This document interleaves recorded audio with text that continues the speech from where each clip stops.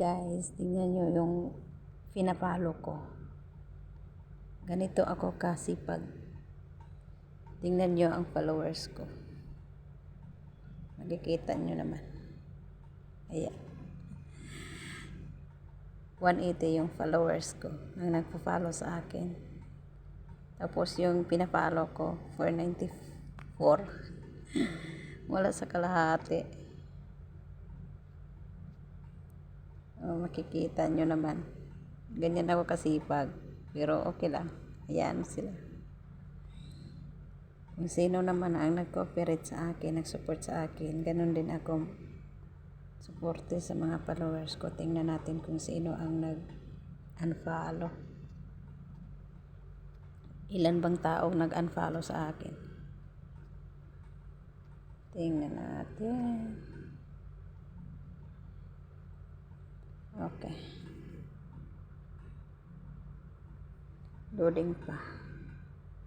Engagement net follower. Ay, dito natin makikita tumaas. 4. Tingnan mo, 4 yung nag-unfollow sa akin. Makikita ko din yun. Pero okay lang. Pag hindi, huwag ka na lang mag-follow pag hindi ka sure.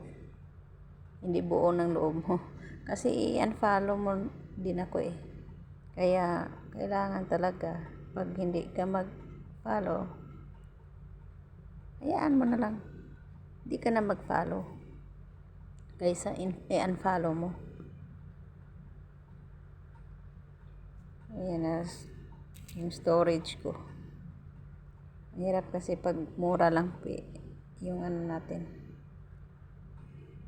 Cellphone. Madaling ma-storage. Ayan po.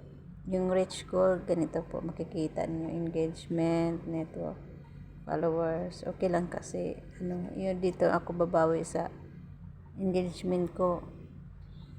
Pataas na pataas ka rin kasi nag-operate ako in reach ko. Ayan. Tapos, lagi naman ako nagpo-post. Ayan po, makikita niya. Salamat po sa mga followers, nagsuporta sa akin, at support din ako sa inyo. Hindi naman madaling mag-reply agad kasi busy. Pero